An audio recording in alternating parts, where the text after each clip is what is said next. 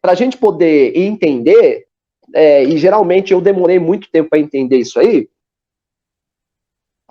a gente tem 3 sistemas de alavanca, né?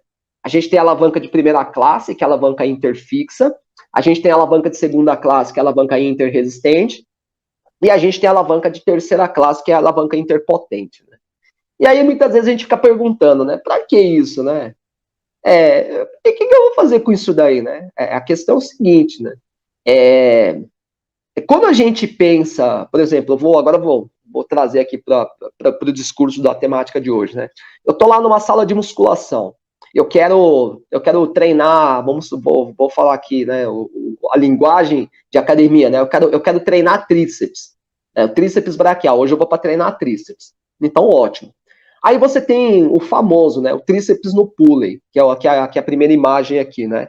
Eu vou colocar minha ponteira laser aqui, que vai ficar melhor. Né? Então aqui, ó, tem a primeira imagem aqui, né? Eu quero fazer tríceps no pulley. Então, ou seja, eu quero abalar o tríceps. Eu quero fazer o tríceps trabalhar dentro de um sistema de alavanca. Então ele vai gerar uma ação concêntrica e excêntrica, isométrica, aí para quem... Aí depois tem que conversar com o pessoal do treinamento, se isso aí vai dar certo ou não. Mas eu quero abalar tríceps, né? Então, eu faço tríceps no pulley. A grande pergunta é, por que no tríceps no pulley?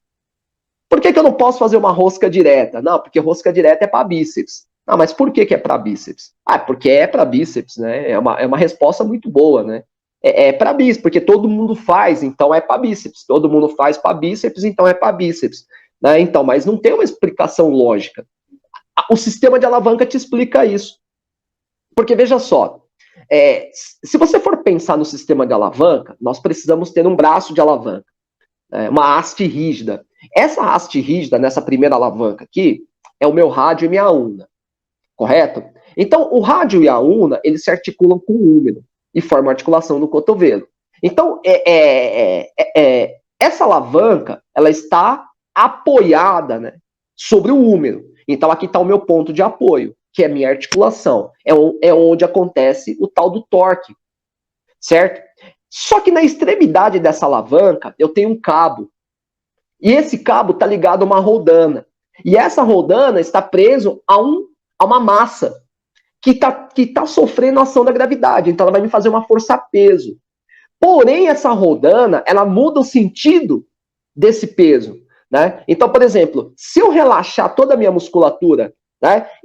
Vamos supor, eu vou amarrar esse cabo na minha mão. Eu vou amarrar porque eu vou relaxar toda a minha musculatura. Se você relaxar toda essa musculatura com esse cabo amarrado na mão, na hora que você soltar, o pezinho vai baixar e o teu braço vai subir. Então você vai no sentido de flexão, né? Agora, se você quiser fazer com que esse peso suba, você tem que baixar o braço, você tem que ir para o sentido de extensão. Só que para você ir para o sentido de extensão, não adianta você chamar bíceps, os flexores de cotovelo. Por quê? Porque eles estão comprimidos. Eles não têm a capacidade de expansão, né? Eles não têm capacidade de tração. Músculo não empurra, músculo só puxa.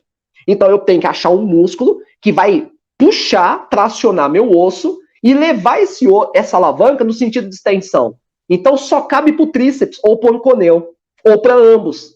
Né? E aí você tem uma contração de tríceps. Aí quando o tríceps contrai, gera um torque potente no cotovelo e a alavanca, ela desce no sentido de extensão e o pezinho sobe. Você está vencendo a gravidade.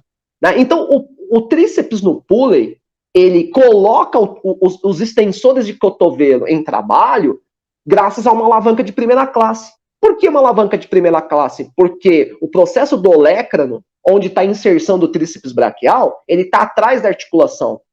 Então você tem força, você tem articulação e você tem a resistência na ponta dessa alavanca. E aí você vai ter uma alavanca de primeira classe, uma alavanca interfixa. Ok? Agora, por exemplo, você vai fazer um gêmeo sentado. Ó, aqui, ó. Por quê? Você faz um gêmeo sentado ou um gêmeos em pé. É porque você quer trabalhar a parte posterior da perna, que o pessoal chama vulgarmente de panturrilha, né? Que na verdade, para nós, é o tríceps sural, né? Que é o gastrocnêmio medial lateral e o sóleo. Né? Então você faz esse movimento de flexão plantar e dorsiflexão para acionar essa musculatura, né? Para que ela possa trabalhar e aí causar toda a maquinaria contrátil para ter aí o que você deseja, se é hipertrofia, resistência, tônus, aí, enfim, aí é parte do treinamento. Beleza? Então, você tem que colocar uma alavanca que faça o trícepsural ser o agonista da alavanca. Então, se você encaixar uma alavanca de primeira classe, não vai rolar. Você tem que encaixar uma alavanca de segunda classe, uma alavanca interresistente. Né? Então, você vai utilizar o teu pé, o tarso, metatarso e as suas falanges, como braço de alavanca. Né? E aí, quando você faz gêmeo sentado, você coloca a resistência na articulação do joelho. Essa resistência, essa força-peso, ela vai dissipar pela tíbia e pela fíbula, e ela vai bater lá no talos, e vai empurrar essa alavanca para baixo. E aí você não quer que ela vá para baixo, você quer levantar. Então você tem que chamar a contração do tibial anterior, não vai rolar. Você tem que chamar a parte contrária, o trícepsural, que está preso lá no tendão do calcâneo, que está no osso do calcâneo. Né? E aí você contrai, essa alavanca sobe, gerando torque na ponta do pé. Aí você tem o torque na ponta do pé, que é o ponto de apoio. Aí você tem a resistência e atrás você tem a ação do músculo. Então você tem uma alavanca de de segunda classe, interresistente. Aí você coloca o agonismo no trícepsural. Agora, você também pode utilizar de outra alavanca. Por exemplo, se você faz uma panturrilha no leg. Quando você faz uma panturrilha no leg, você muda todo o sistema. Por quê? Porque agora a resistência, ela já não está mais na articulação do tornozelo. Ela está na ponta do seu pé. Se você deixar, o peso da plataforma vai levar uma dorsiflexão. E aí você quer fazer flexão plantar. Aí o que você tem que fazer? Você tem que chamar a ação de trícepsural.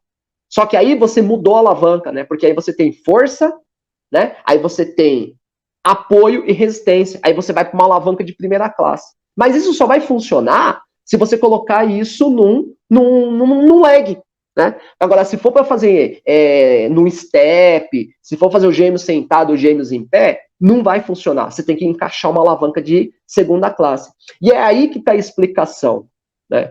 Quando alguém te questiona, né? Professor, por que esse exercício aqui pega a tríceps?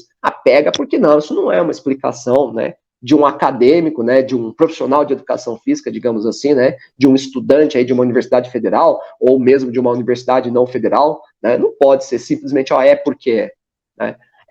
Agora você, por exemplo, eu vou aqui fechar as três aí, a gente poderia ficar aqui, pegar todos os equipamentos de musculação, que a gente coloca alavanca em tudo, né, a gente coloca alavanca até andando, galera. Até andando, até indo no banheiro, sentando no vaso sanitário, a gente consegue colocar alavanca. Então, aí, só que só existem essas três, né? Não tem mais, né? Por isso que eu exemplifiquei aqui com os mais simples, né? Então, por exemplo, você tem aqui, eu quero trabalhar bíceps, né? É o grande jargão aí da academia, né? Eu quero trabalhar bíceps, né? Lembrando que a gente também tem bíceps femoral, né? Então, eu quero trabalhar bíceps braquial. Então, assim, você faz uma flexão e extensão da articulação do cotovelo. Flexão e extensão da articulação do cotovelo não é só bíceps, né? Vocês sabem disso. Pega também bíceps braquial, braquio radial, todos eles são agonistas por movimento. Né?